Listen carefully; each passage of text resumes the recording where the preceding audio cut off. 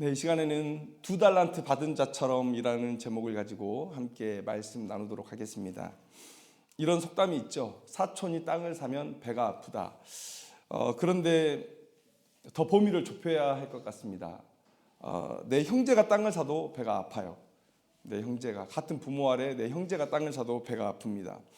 유산 문제로 돈 좀 있는 집안에서 형제들끼리 싸우는 모습 너무나 비일비재하게 우리가 보고 있습니다.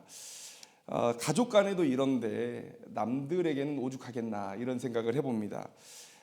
남이 나보다 잘 되는 것을 샘내는 게 식인데요. 이 감정들 때문에 우리가 하나님 앞에 얼마나 불순종하고 살아가는지 모릅니다. 우리가 이런 시기심 때문에 나 저 사람 싫어 이런 마음으로 포기한 주님의 사명들이 아주 많아요. 아주 많습니다. 명령의 무게는 그 명령을 내린 사람의 권위와 비례하죠. 그러면 우리가 하나님의 명령을 거절했을 때, 내 감정 때문에, 이 시기심 때문에 내가 거절했을 때 하나님은 나보다 더 낮은 지위를 가지고 있다라고 우리가 선언하는 꼴이 되는 겁니다. 떨어지는 낙엽만큼의 무게도 갖지 못하는 우리의 감정 때문에 태산보다 무거운 하나님의 명령을 거역하는 일들이 우리의 삶에 너무도 많이 일어나고 있다라는 것이죠. 지금은 경쟁의 사회입니다. 경쟁의 사회예요. 나의 과거와 현재와 미래를 항상 사람들이 저울에 답니다. 그리고 나를 평가해요. 그런 과정 속에서 이런 시기의 감정은 필연적으로 생겨날 수밖에 없습니다. 이 시기의 감정을 우리가 하나님의 뜻대로 또 성경에서 말씀하시는 대로 우리가 해결을 하지 못하면 우리는 계속해서 이 감정에 휘둘리게 될 것이고 사단은 이 감정을 사용해서 우리를 항상 하나님의 반대편으로 이끌어가게 될 것이다. 오늘은 그 시기의 감정에 대해서 한번 얘기를 해보려고 합니다. 오늘 본문 11절 보니까 그의 형들은 시기하되 이렇게 기록이 되어 있습니다. 오늘 본문을 보면 야곱의 아들들이 두 패로 나눠져 있음을 우리가 볼 수가 있죠. 한 편은 요셉이고 다른 편은 요셉을 뺀 나머지 형제들, 그렇게 두 패로 나뉘어져 있습니다. 이 형제들은 요셉을 시기하게 되는데 그들이 타고난 조건 때문에 시기하기도 하지만 그들이 자초한 일 때문에 시기하기도 한다는 것이죠. 그들이 자초한 조건들은 무엇이냐? 시기에 대한 조건들은 무엇이냐면 우리가 2절 말씀을 보니까 그가 그들의 잘못을 아버지에게 말하더라 이렇게 기록하고 있어요.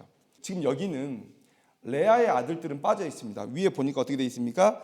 비라와 실바의 아들들과 더불어 함께 있었더니, 그러니까 여기서 잘못은 사실 비라와 실바의 자녀들의 잘못을 얘기하는 것이죠. 그런데 그들이 뭔가 아버지에게 잘못을 했다는 거예요.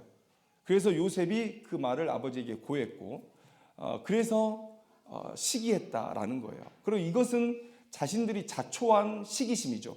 자기들이 잘못을 했고 그것을 아버지에게 알렸더니 요셉을 시기하게 됐어요. 그들이 처음부터 그런 행동을 하지 않았다면 요셉이 이를 일도 없었고 그렇다면 요셉을 시기할 마음도 품지 않았겠죠.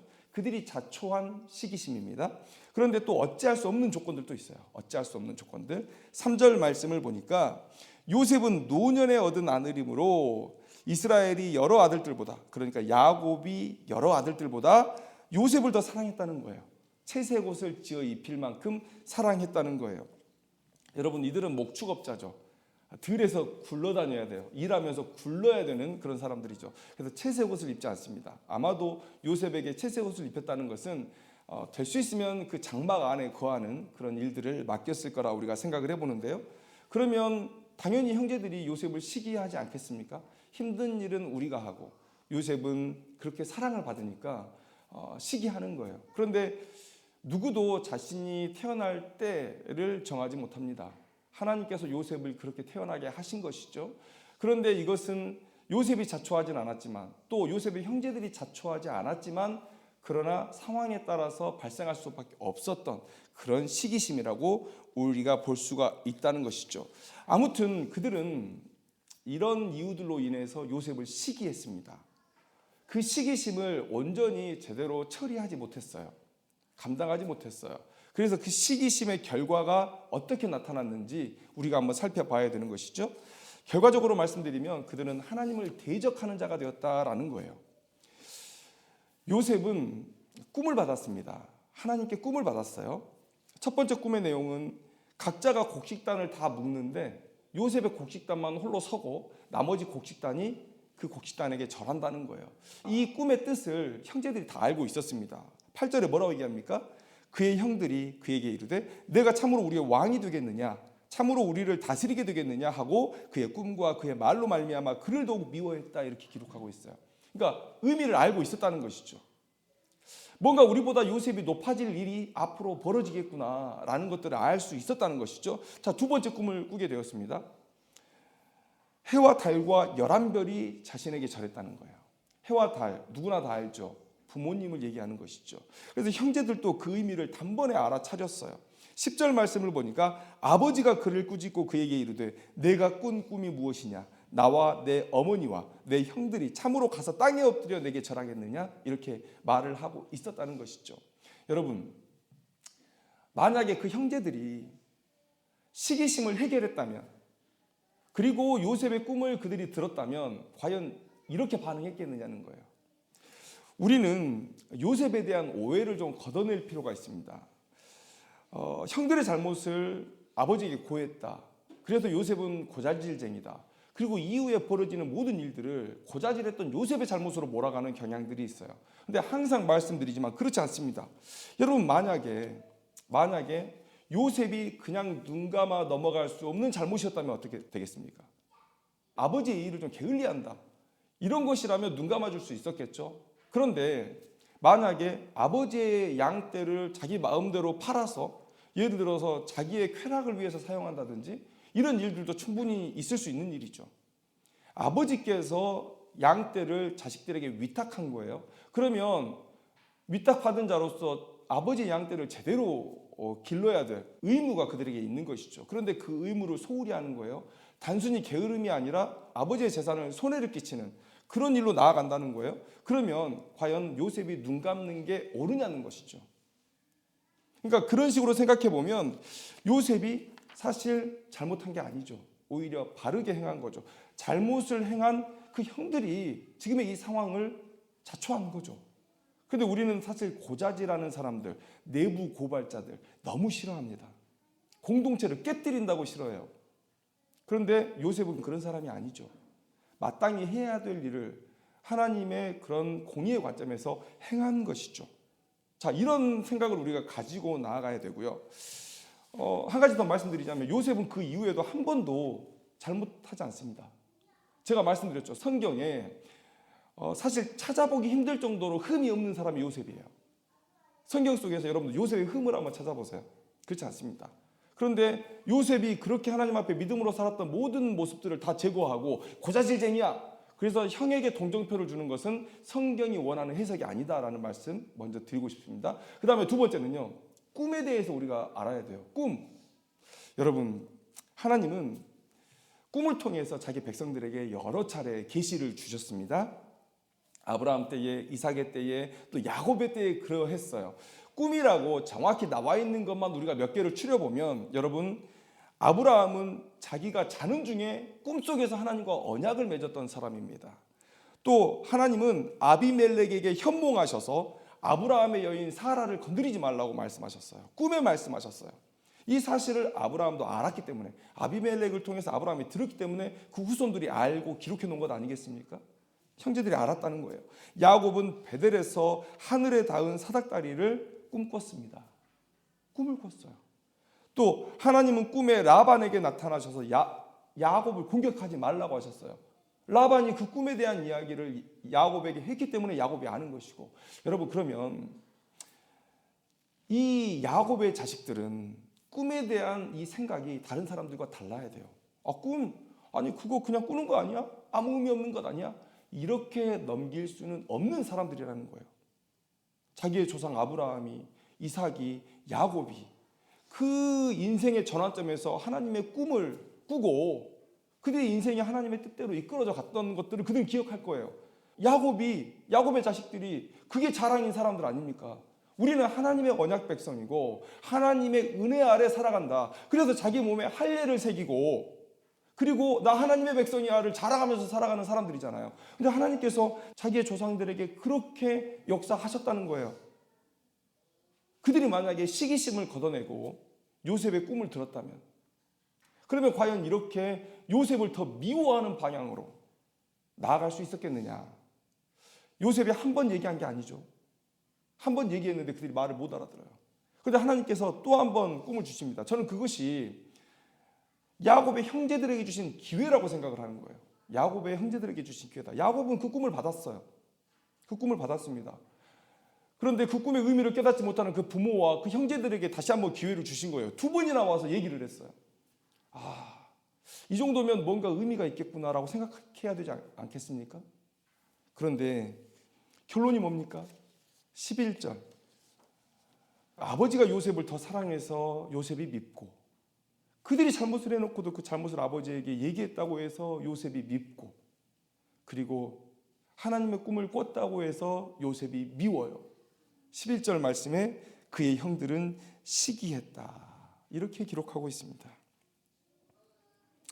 그들은 요셉을 향한 시기심 때문에 너무나도 중요한 하나님의 계시를 멸시하고 오히려 하나님의 사명자를 죽일 마음을 품었고 결국에는 형제를 종으로 파는 지경에까지 나아가게 됐다라는 거예요. 시기심 때문에. 시기심 때문에. 여러분, 그런데 요셉이 꾼 꿈이 형제들로 하여금 시기나게 할 꿈이었습니까? 그 결과를 우리가 알고 있잖아요. 하나님께서 요셉에게 주신 꿈은, 그래서 그 꿈으로 인해 보장받은 요셉의 지위는 과연 요셉만을 위한 것이었습니까?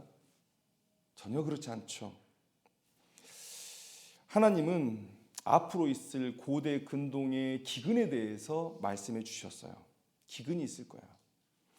그리고 그 기근의 구원자로 하나님께서 일하실 건데, 그 도구로 요셉을 쓰려 한다는 것을 요셉의 꿈을 통해서 지금 말씀해 주고 계신 거예요. 요셉은 단순히 고대 근동의 기근을 해결한 그 시대의 그 지역의 구원자가 아니라 앞으로 임할 메시아 예수 그리스도, 이 땅의 모든 인류의 구원자로 올 그 예수 그리스도, 그 메시아의 모형으로서 하나님께서 세우신 거예요. 여러분, 단순히 요셉을 형제들에게 대접받는 왕으로 세우겠다, 이런 뜻이 아니었잖아요. 요셉을 구원자의 모형으로 세우실 것이고, 그리고 그 기근에 대한 구원자로 하나님께서 쓰실 것이고, 이 요셉의 그늘 아래서 그들이 평안하게 거할 거예요.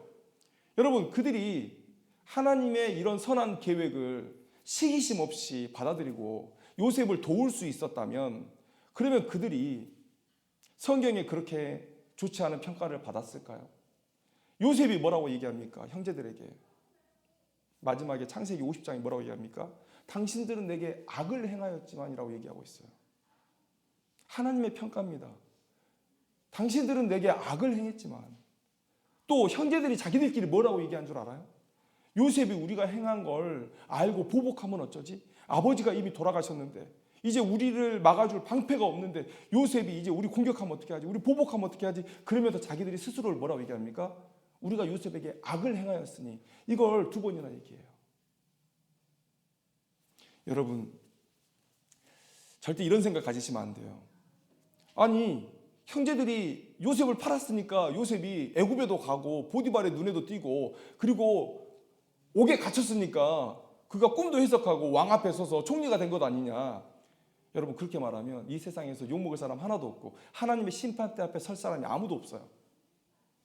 여러분, 요셉의 말처럼 하나님께서 악을 선으로 바꾸신 거죠. 가룟 유다가 예수를 팔았지만, 그러나 가룟 유다가 안 팔았어도 예수님이 십자가에 오르지 못했을까요? 여러분, 하나님께서 작정하신 그 모든 계획들을 하나님의 뜻 안에서 이루어 가시는 거지, 거기에 우리의 책임이 빠질 수 없습니다. 야곱의 자식들도 마찬가지예요. 요셉의 형제들도 마찬가지입니다. 하나님께서 분명히 요셉을 사용하셔서 고대 근동의 기근을 해결할 자로 세우실 거예요. 그들보다 더 지위가 높은 자로 세우실 거예요. 그런데 그 방법이 꼭 요셉을 죽이려 하는 그들의 마음이었을까? 또 요셉을 파는 방법이었을까? 여러분, 이것은 야곱의 자식들, 요셉의 형제들이 짊어져야 될 죄의 값입니다. 잘못한 거예요.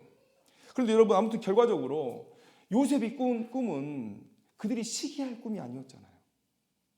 그들에게 복된 소식이었잖아요. 복된 소식이었잖아요.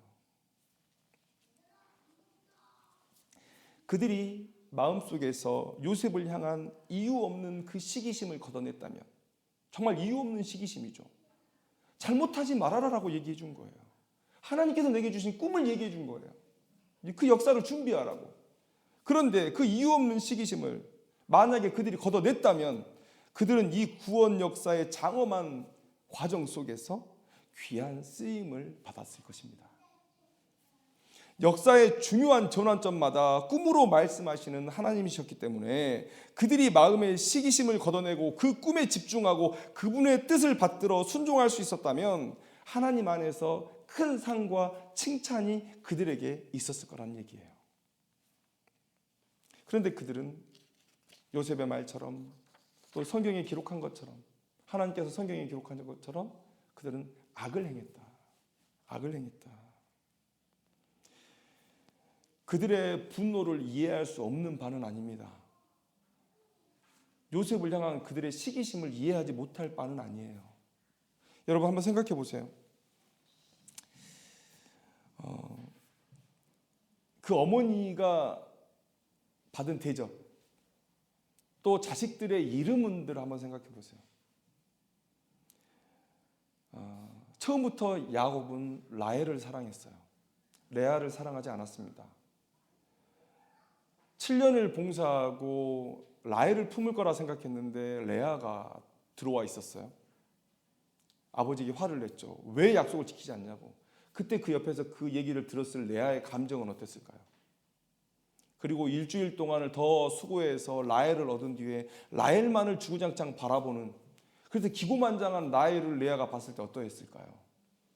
그런 대접을 어머니가 받고 있는 모습을 그 자식들이 보고 있었을 때의 그 감정은 어땠겠어요? 여러분, 자식들의 이름 한번 보세요. 루벤, 보라 아들이라. 이게 무슨 뜻인지 아십니까?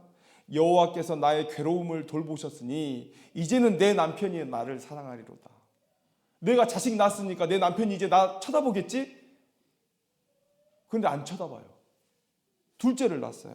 시므온, 들으심이라는 뜻이에요. 여호와께서 내가 사랑받지 못함을 들으셨으므로 내게 이 아들을 주셨도다.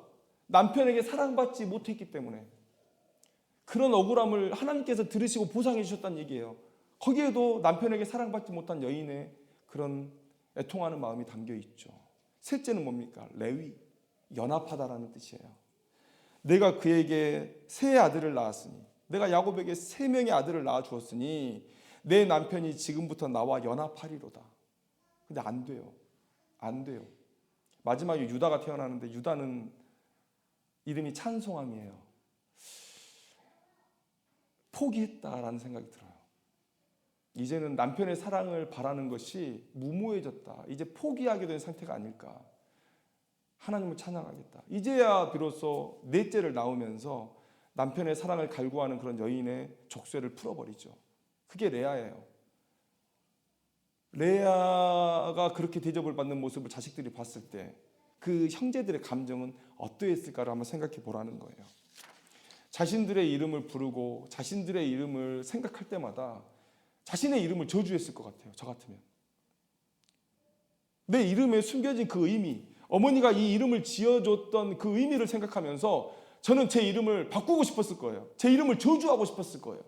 루벤, 사랑받지 못한 엄마가 생각나고, 시므온, 사랑받지 못한 엄마가 생각나고, 레위, 사랑받지 못한 엄마가 생각나고, 유다, 찬송함이라는 뜻이지만 그러나 이제 그 사랑을 포기해버린 어머니, 자포자기한 어머니, 12명의 아들들 중에 걔네들이 첫째, 둘째, 셋째, 넷째예요. 이 4명이 그 형제들의 분위기를 주도하는 것은 당연하죠. 이들의 분노가 녹아있지 않겠습니까? 녹아있지 않겠습니까? 그런데 그 와중에 야곱은 요셉만 바라봐요. 물론 지금 라헬은 이미 죽었지만, 베냐민을 낳다가 죽었지만 또 요셉을 낳고 계속해서 야곱은 라헬만 바라봐요. 여러분, 그들의 분노, 시기심 저 100번 이해할 수 있습니다. 내가 당하는 고난보다 내 자식이, 내 부모가 당하는 고난이 더 아픈 거예요. 그러나 여러분, 하나님의 뜻 앞에 우리의 감정을 내세워서는 안 되는 것이죠. 하나님의 뜻 앞에 내 감정을 내세워서는 안 되는 것이죠.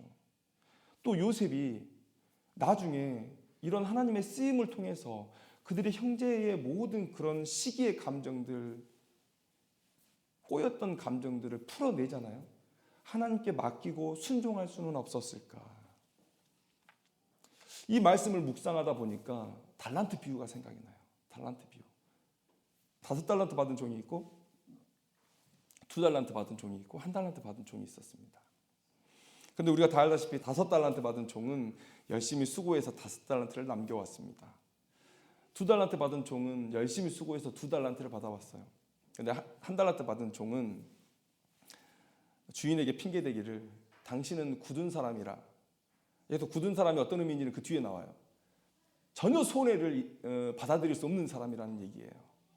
그런 사람이라 내가 잃을까 두려워서 뭔가를 해보지 못하고 얘를 딱 숨겨놓고 왔다는 거예요. 그런데 여러분, 이게 사실 말이 안 되는 변명입니다. 이 이후에 그 주인이 이 1달란트 받은 종의 그 약점을 정확히 꿰뚫어요. 은행 이자를 얘기합니다. 은행 이자. 은행은 망하지 않습니다. 1달란트를 은행에 맡겨놨다면, 1달란트는 작은 돈이 아니거든요. 은행에 맡겨놨다면 잃지 않고 정확히 은행 이자만큼을 더 주인에게 가져올 수 있었을 거예요. 만약에 그가 진정으로 두려웠다면, 그러면 은행에 맡겨서, 그 안전한 은행에 맡겨서 1달란트보다 조금 더 많은 금액을 주인에게 가져오려고 했었을 거예요. 이거는 그가 당연히 해야 했을 일이죠. 저는 이 말씀을 묵상하면서 왜 이 사람이, 주인도 하는, 그 시대의 모든 사람이 하는 이 돈을 조금이라도 불릴 수 있는 이 방법을 하지 않고 그냥 땅에 묻어버렸을까? 이걸 생각하게 돼요. 왜 그랬을까요? 분노죠. 시기심이 그 마음 가운데 들어있는 것이죠. 왜 쟤는 5달란트고, 왜 쟤는 2달란트고, 왜 나는 1달란트야? 벌써 이미 마음이 상한 거죠. 주인에게 어떠한 이익도 주고 싶지 않은 거예요. 그래서 모든 사람이 알고 있는 방법을 쓰지 않고 그저 땅에 묻어두고 그대로 갖다 준 거예요. 잃지도 않지만 이익도 보지 못하게 하는 그 악한 마음. 주인이 그걸 알고 얘기하잖아요. 그러면 은행 이자라도 내게 가져왔어야 되지 않겠느냐. 근데 왜 그랬을까요? 이런 일들이 우리 주변에서 너무 많이 일어나고 있기 때문에 예수님께서 정확히 그거에 대해서 언급을 하지 않았겠지만 우리가 상상의 나래를 한번 펴보는 거죠. 저는 이렇게 생각해요. 그가 이렇게 당연한 방법을 쓰지 않고 주인에게 어떤 이익도 끼치지 말아야 되겠다라고 생각했던 것은 화났던 거죠. 왜 나는 1달란트야? 거기에 기록되어 있어요. 주인이 각각의 재능대로 달란트를 줬다는 거예요. 아까 제가 얘기했잖아요. 형제들이 자초한 시기심도 있지만 그냥 그렇게 나고 자란, 내가 어찌 할 수 없는 시기심도 있는 거예요. 그러니까 시기심이 어떻게 발현됐는지 그게 중요한 게 아니라, 만약에 그가 정상적인 주인의 종이었다면 이 상황을, 나를 판단하는 그 주인의 마음을 바꿀 수 있는 그런 계기로 삼아야 되겠다. 이게 당연히 정상적인 충성스러운 종의 마음이 아닐까요? 그런데 그게 화난 거예요. 시기심이 그 마음 가운데 들어온 거예요. 여러분, 그런데 묵상하다가 한 번도 눈에 띄지 않았던 2달란트 받은 사람이 눈에 들어오는 거예요. 이 달란트 비유의 주인공은 5달란트 받은 사람이거나 1달란트 받은 사람일 거라고 생각했어요. 왜냐하면 5달란트 받은 사람은 우리에게 정면 교사로, 또 1달란트 받은 사람은 우리에게 반면 교사로 그들에게 뭔가 적용할 게 있을 거라고 생각했어요. 그런데 이렇게 성경을 묵상하고 설교를 준비하다 보니까 정작 우리에게 필요한 사람은 2달란트 받은 사람이었어요. 2달란트 받은 사람. 여러분, 우리가 모든 사람보다 가장 낮은 위치에 있지 않죠. 특히 이 대한민국이라는 땅에서 태어난 사람은 절대 인생을 불평하면 안 됩니다. 우리보다 훨씬 못 살고 전쟁 중에 있고 기근 중에 있는 사람들이 많잖아요. 우리가 최소한 1달란트 받은 사람들은 아니에요. 그런데 우리 앞에 항상 우리보다 앞서는 누군가가 있죠. 나보다 많이 가지고, 나보다 더 똑똑하고, 나보다 더 앞서 달리는 누군가가 있어요. 그 사람들은 5달란트 받은 사람일 거예요. 그런데 그 중간에 2달란트 받은 사람, 우리들이죠. 항상 그 중간에 껴 있어요. 그런데 어떤 사람들은 5달란트 받은 사람들만 바라보면서 계속 불평해요. 왜 이거밖에 안 줘? 나 하나님 저 안 해요 라고 얘기하는 거예요. 그래도 한 달란트 받은 사람만 또 쳐다보면 또 안 돼요. 왜냐하면 쟤는 한 달란트 받았는데 난 두 달란트로 받았네. 이렇게 해서 우리가 거기에 그냥 만족하고 안주해버릴 수 있으니까. 그래서 항상 그 두 달란트 받은 자의 모습처럼 우리보다 먼저 가진 자도 있고 우리보다 많이 가진 자도 있고 우리보다 덜 가진 자도 있지만 그 중간에서 우리는 어떻게든 삶을 살아내야 돼요. 그런데 그렇게 생각하고 그 말씀을 보니까 두 달란트 받은 사람이 어떻게 살아냈습니까? 그는 덜 가진 것에 불평하지 않았어요. 5달란트 가진 사람을 보면서 불평하지 않았어요. 여러분 절반도 못 받았잖아요. 불평하려면 불평할 수 있습니다. 불평하려면 불평할 수 있어요. 그런데 불평하지 않았습니다. 충성했어요. 5달란트 받은 사람과 다름없이 같은 마음으로 충성했어요. 그 증거가 뭡니까? 그 증거가 5달란트 받은 자와 똑같이 2배를 가지고 주인 앞에 나왔어요. 2배를 가지고. 그리고 주인도 그 마음을 알고 똑같은 칭찬을 해주죠. 그러니까 저는 이 두 가지 상황을 우리가 유추해 봤을 때 2달란트 받은 사람은요 5달란트 받은 사람처럼 순종한 거예요. 5달란트 받은 사람처럼 충성한 거예요. 여러분 우리가 해야 할 일이 뭘까요? 불평하려면 끝도 없습니다. 왜요? 나보다 더 앞서가는 사람들은 항상 있거든요. 불평하려면 끝도 없습니다. 그렇다고 하나님께서 내게 주신 재능을 땅에 묻어두고 나 안 해! 하나님의 사명 앞에 등 돌리고 나 안 해! 그리고 사람들이 사악한 마음을 품죠. 그래 나는 예수를 믿으니까 난 천국은 가니까 그래도 나 하나님 일은 안 해. 그냥 천국만 갈 거야. 아주 사악한 마음이죠. 여러분 이 2달란트 받은 사람을 보세요. 이 2달란트 받은 사람 주께 충성했다.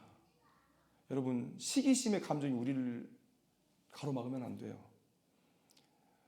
이 앉아있는 모든 사람, 이 지구상의 모든 사람 중에 그 불평 없고 내가 가진 게 넉넉해서 남을 시기할 이유가 없는 사람은 아무도 없습니다. 아무도 없어요. 누구나 다 시기하는 마음이 있죠. 재벌, 그냥 들은 얘기예요. 우리나라에서 최고 재벌 회장님인데 죽으면서 한으로 얘기했던 게 뭐냐면 자기 자식 서울대 못 보낸 게 한이었다고. 시기심이 다 있다니까요. 다 가졌는데 머리 좋은 아들을 못 가진 거죠.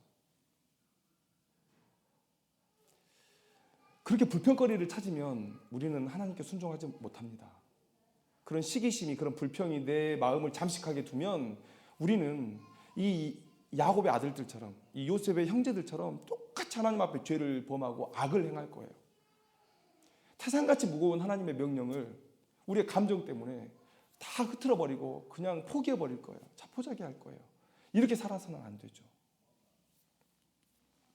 그런데 달란트 비유를 보면 각각 재능대로 달란트를 줬다고 얘기하거든요. 저는 그런데 이 말씀도 또한 우리에게 복이라고 생각을 해요. 복이라고 생각을 합니다. 여러분, 하나님은 이미 우리가 받을 사명의 크기 또 시련의 크기를 정하시고 그에 합당한 능력을 우리에게 주신다고 말씀하세요. 고린도전서 10장 13절 말씀에 사람이 감당할 시험 밖에는 너희가 당한 것이 없나니 오직 하나님은 미쁘사 너희가 감당하지 못할 시험 당함을 허락하지 아니하시고 시험 당할 즈음에 또한 피할 길을 내사 너희로 능히 감당하게 하시느니라. 여러분 이게 우리에게 복이에요. 왜냐하면 여러분 많은 사람들이 부족해서 무너진다? 아니에요. 구하지 않기 때문에 무너지는 거예요. 구하지 않기 때문에. 야고보서 4장 2절 말씀에 너희는 욕심을 내어도 얻지 못하며 살인하며 시기하여도 능히 취하지 못함으로 다투고 싸우는도다. 왜 너희가 얻지 못하느냐? 구하지 아니하기 때문이라. 이렇게 말씀하고 있어요. 여러분 부족해서 불만이에요? 아니에요. 하나님께서는 이미 우리가 감당해야 될 사명의 크기, 시련의 크기를 이미 정하셨고 그에 합당한 능력을 모든 자원을 우리에게 주시겠다고 약속하셨어요. 우리가 구하면 우리의 부족을 해결할 수 있습니다. 능력으로 감당할 수 있습니다. 그런데 우리가 간과하는 거 뭡니까? 넉넉해서 무너지는 것을 우리가 너무 간과해요. 넉넉해서 무너지는 거예요. 여러분, 그래서 제가 여러분들에게 항상 말씀드리죠. 믿음만큼 달라고 기도해라. 믿음의 양만큼 달라고 기도해라. 믿음의 양은 뭡니까? 욥기 1장 22절 말씀처럼 내가 모태에서 알몸으로 나와 싸운즉 또한 알몸이 그리로 돌아가올지라. 주신 이도 여호와시오 거두신 이도 여호와시오니 여호와의 이름이 찬송을 받으실지어다. 여러분, 욥처럼 내가 많아도 또 내가 없어도, 아니 많다가 잃어도 아니면 없다가 많이 얻어도 흔들리지 않고 나의 나됨을, 하나님의 백성됨의 그 정체성을 지켜낼 수 있는 것, 여러분 그게 여러분의 믿음이고, 여러분이 그것을 무너뜨리지 않는 범위 내에서 여러분들의 축복의 양을 받아 누릴 수 있는 거예요. 그래서 여러분들 축복받으려면 믿음의 양을 더 키우라고 말씀드리잖아요. 믿음이 크면 여러분 하나님께서 더 주실 겁니다. 근데 우리가 간과해요. 우리는 항상 부족해서 무너진다고 생각해요. 아니요, 넉넉하기 때문에 무너지는 경우가 훨씬 더 많습니다. 여러분 역사를 보세요. 없고 핍박이 있고 그럴 때 훨씬 더 교회는 부흥했습니다. 사람들의 신앙은 정말 정금처럼 하나님 앞에 나아갔어요. 그런데 넉넉해서 누릴 게 많아져요. 먹고 싶은 것도 많아지고 가고 싶은 것도 많아지고 해야 될 것도 많아지고, 그리고 가지다 보니까 이 가진 것들을 내 자식에게 물려주려다 보니까 더 자식들에게 해야 될 게 많아지고. 여러분 역사가 얘기하잖아요. 넉넉해서 망해요. 넉넉해서 망한다. 그러면 여러분 재능대로 하나님께서 우리를 정확히 판단하시고 우리의 믿음의 양을 정확히 판단하시고 그 재능대로 달란트 주심이 은혜 아닙니까? 은혜 아니에요? 하나님께 불평의 이 재료가 아니에요. 한 달란트 받은 사람, 여러분 계속 한 달란트 받을 것 아니잖아요. 그걸 가지고 충성하면 2달란트, 100달란트, 1000달란트도 받을 수 있는 거예요. 어느 날 5달란트 받은 사람이 충성하지 못하면 또 쫓겨나는 거예요. 하나님께서 우리의 상황을 아시고 우리가 감당할 만큼 그렇게 여러분들에게 주는 거예요. 이 모든 게 하나님의 은혜예요. 그런데 내가 덜 받았다고, 남이 나보다 더 받았다고 그를 시기하면서 하나님의 사명으로부터 등 돌리고 돌아서고 세상으로 달려가는 것이 옳은 일이냐라는 거예요. 이 야곱의 아들들처럼 요셉을 시기하는 마음으로 하나님이 뜻이고 뭐고 난 상관없어, 나 야곱 싫으니까 나 야곱 죽일 거야, 하나님의 꿈이고 하나님의 계획이고 그거 필요 없어, 이렇게 사는 게 하나님께서 원하시는 삶이 아니죠. 여러분 2달란트 받은 사람 꼭 기억하세요. 불평할 수도 있었고 누군가를 부러워할 수도 있었고 그래서 시기하고 질투할 수 있는 상황이었지만, 여러분 그 감정이 없었다고는 말 못하겠어요. 기록은 되어 있지 않지만 마음 상심할 수 있죠. 왜 난 5달란트가 아니야? 그렇게 주인한테 충성했는데, 그리고 나서 그 2달란트 받은 날 그날 밤에 집에 가서 그 2달란트 테이블에 올려놓고 계속 갈등이 있을 수 있어요. 땅에 묻어버려? 이거 가지고 도망가? 그런데 돌아와서 주께 충성했잖아요. 5달란트 받은 사람처럼 충성했잖아요. 여러분 우리 마음 상할 수 있습니다. 근데 그걸 하나님께 토로하시고, 그러나 우리의 주권자 되시는 하나님께 우리가 보일 수 있는 반응은 딱 하나라는 거예요. 없어도 있어도 그저 믿음으로 최선을 다해서 충성하는 것. 오늘 2달란트 받은 이 사람처럼 충성하는 것. 여러분 이것만이 우리에게 주어진 길이다라는 사실을 여러분들 기억하셨으면 좋겠습니다. 시기의 감정이 우리의 마음을 잠식하지 않도록, 그래서 우리의 마음을 멸망의 자리로 이끌어가지 않도록 여러분들 마음을 잘 지키시기를 주님의 이름으로 축원합니다. 기도하겠습니다.